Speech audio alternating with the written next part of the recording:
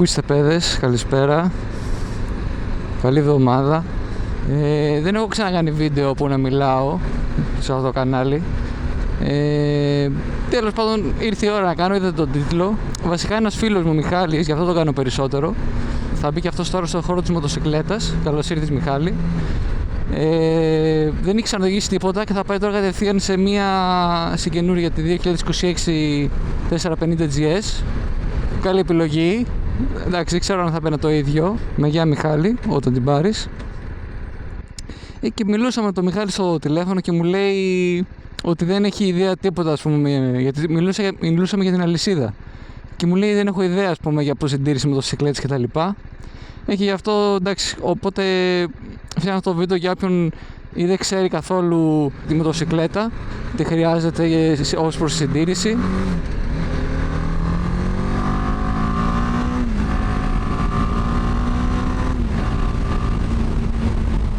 Πάρουμε και λίγο αέρα. Ή και γενικά το φτιάχνω για τα παιδιά που μπορεί να ξέρουν κιόλας, αλλά έτσι να τα θυμηθούν λίγο για να μην ξεχνιόμαστε.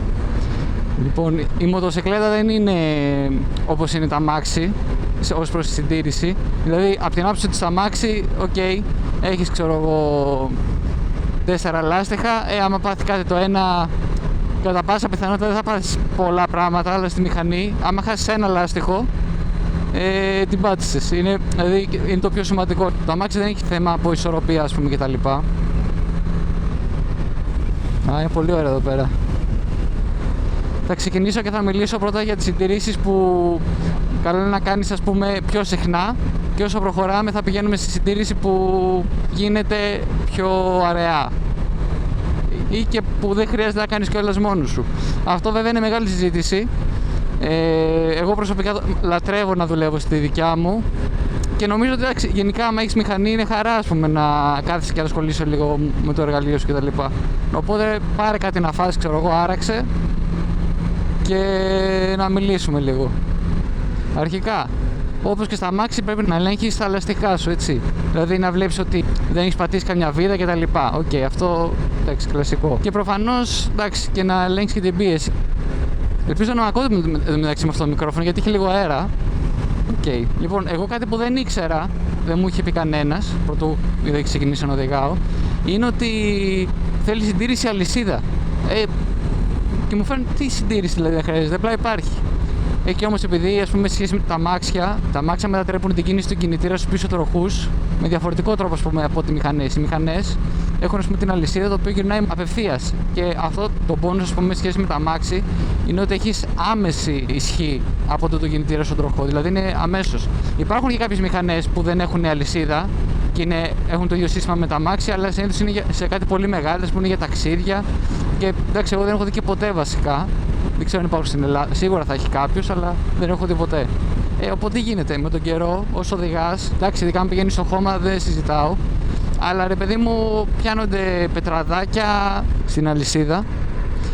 Και θα μου πεις, εντάξει, ακόμα και σκόνη, τι να μου κάνει. Η αλήθεια είναι ότι επειδή οδηγάς με πάρα πολλές στροφές στο λεπτό, γυρνάει ο τροχός πίσω πάρα πολύ, ό,τι πιαστεί, ακόμα και μικρό να, δηλαδή σκόνη, καλά πετραδάκι, στις ώρες σου λέω κόξα μου, ας πούμε.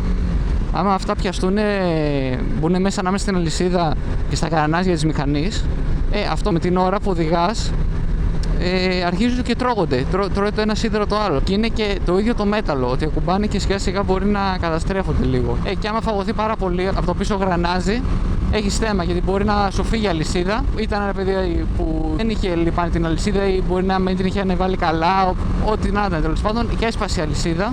Ρε παιδί μου, αυτό είναι πολύ επικίνδυνο. Σκύψου με τόση ταχύτητα, με τόση δύναμη, μπορεί να σου πάει στο πόδι, ας πούμε, ή να σε κόψει. Είναι πάρα πολύ επικίνδυνο. Τώρα στη συχνότητα, εγώ, ας πούμε, το κάνω κάθε φορά που πηγαίνω, κάθε 2 φορές που πηγαίνω για βενζίνη, γύρω στα 600 χιλιόμετρα. Κάπου εκεί, ας πούμε, και 500. Εντάξει, και πιο συχνά να το κάνεις, δεν παθαίνεις κάτι. Καλό θα σου κάνει. Εντάξει, απλά ίσως να είναι και υπερβολικό τότε.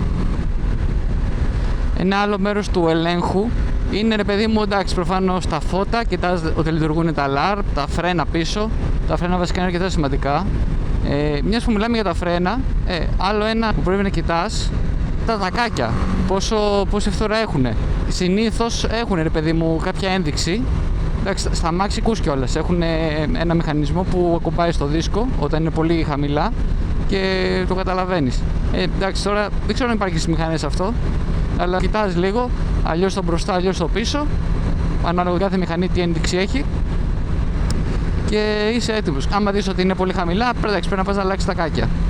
Μια άλλη συντήρηση είναι το λάδι, προφανώς. Και στα αμάξι είναι αλλαγή του λαδιού. Απλά εδώ προτείνω full ο καθένας να αλλάξει το δικό του το λάδι στις μηχανές, γιατί με τα αμάξια η μηχανή είναι πάρα πολύ εύκολο να δουλέψει μόνος σου. Δεν χρειάζεσαι ούτε συνεργείο, ούτε να σηκώσεις τη μηχανή. Ίσως θα χρειάζεσαι κεντρικό stand για να την έχεις ίσια, ή αν έχεις και κανένα φίλο να έρθει να σε βοηθήσει. Αλλά είναι πάρα πολύ εύκολο να τα αλλάξεις μόνος σου. Και συνήθως, εντάξει, τα αλλάζουν κάθε, δεν ξέρω, 5.000 χιλιόμετρα.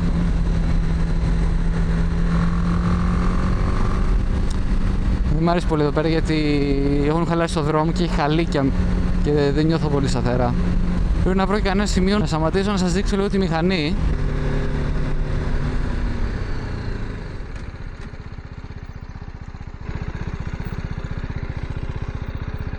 Σταματήσουμε λίγο εδώ.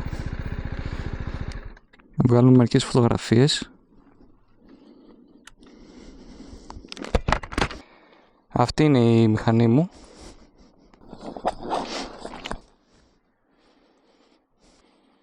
Αυτή είναι η G310GS, είναι 21 μοντέλο, την έχω από το 23, την οδηγάω δηλαδή 3 χρόνια. Το 23 την έχω, το 23 δεν θυμάμαι. Για να βγάλω μερικές φωτογραφίες.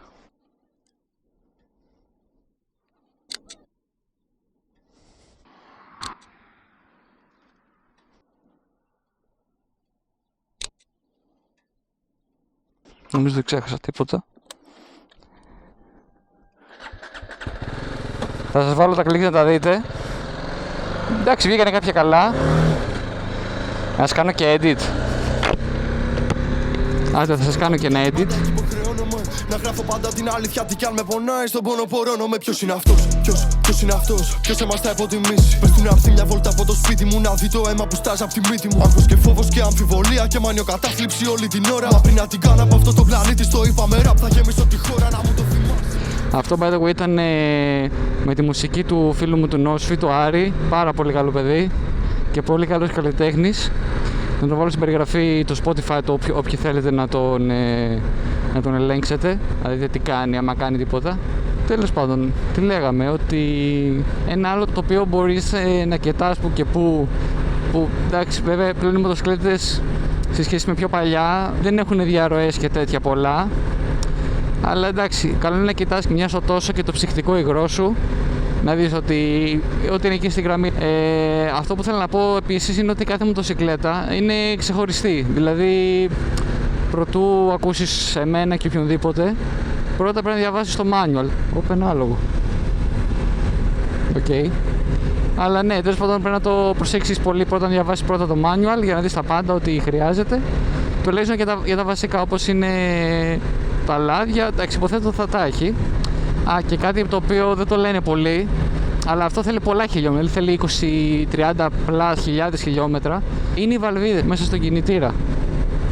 Αυτό που γίνεται είναι με τον καιρό, επειδή ανεβοκατεβαίνουν οι βαλβίδες για να εισχωρεί και να φεύγει αέρας, με τις πάρα πολλές εκατοντάδες χιλιάδες εκατομμύρια επαναλήψεις που θα κάνουν στη διάρκεια της ζωής της μοτοσυκλέτας, κάποια στιγμή ας πούμε μπορεί να μην έχουν βασικά την ίδια τάση να μένουν. Τώρα αυτό βασικά πρέπει να το ψάξεις παραπάνω αλλού, γιατί δεν είμαι κι εγώ μηχανικός, αλλά τέλος πάντων χάνεις λίγο από υποδύναμη και σε καύσιμο, να ξοδεύεις παραπάνω ένα χιλιόμετρα. Οπότε εντάξει, βέβαια αυτό είναι πολύ πιο μετά. Εντάξει, αυτό μετά το πας σε ένα ειδικό, γιατί ανοίξεις το κινητήρα και τα λοιπά, είναι λίγο διαδικασία, είναι λίγο ακριβό σαν συντήρηση, αλλά ναι. Δεν ξέρω άμα ξέχασα κάτι.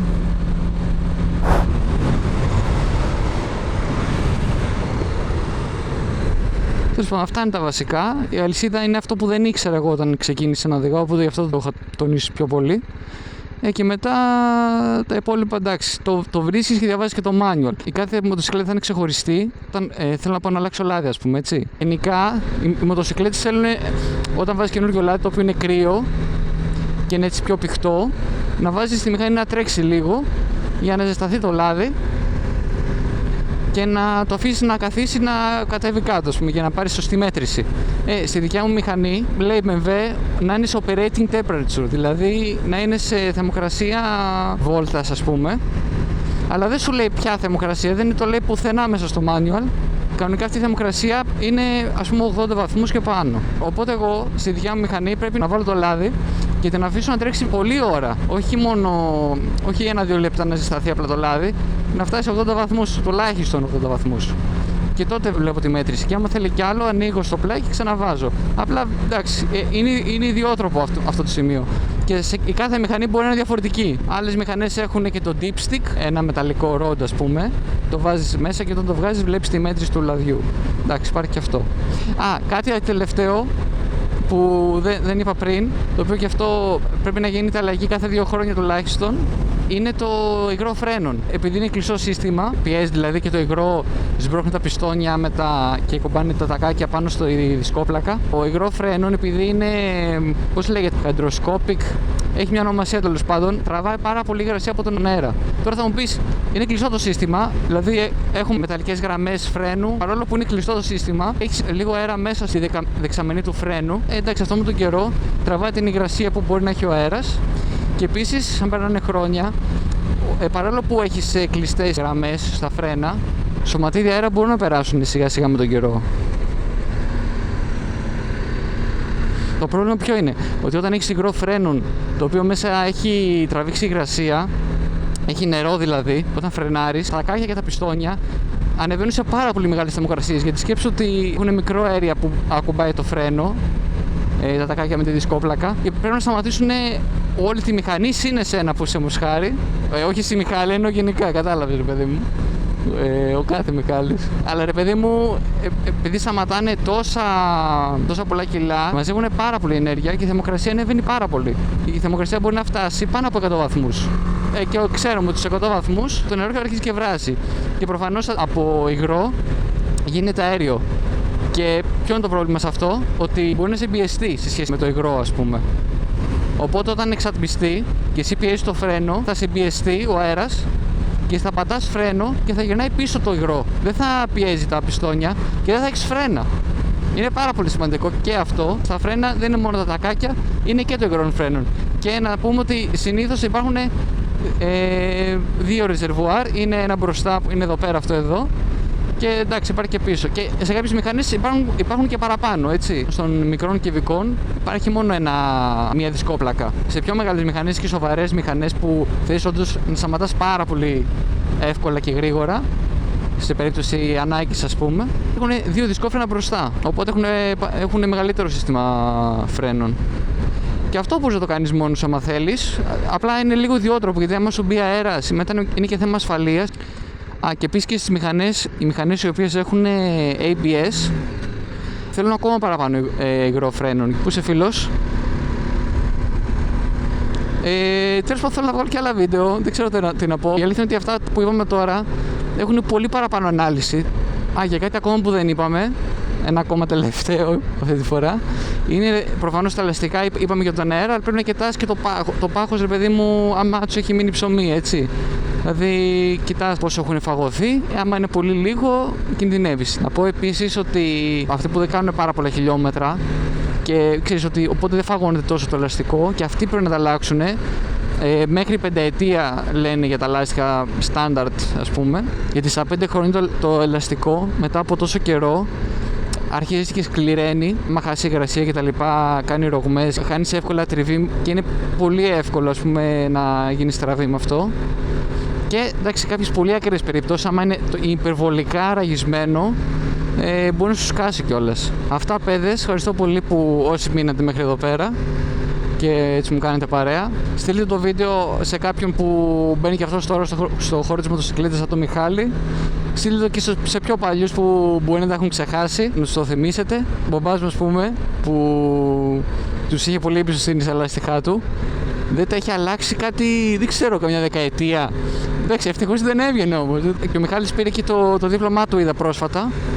Οπότε μπράβο Μιχάλη και γι' αυτό. Καλώς όρισες. Και με το που πάρεις τη μηχανή σου πάμε καμιά βόλτα. Κυριάκο, Αλέξη κτλ. Ανοιχτή πρόσκληση. Αυτά, παιδες, να φορέτε τα κράνη σας, να φορέτε τα γάντια σας, τον εξοπλισμό σας, να δείτε με ασφάλεια. Για μένα καγκουριές μπορείς να κάνεις, αλλά εκεί που σε παίρνει, μην τρέχετε μέσα σε πόλεις. Να είστε προσεκτικοί γενικά και να σέβεστε και τους υπόλοιπους.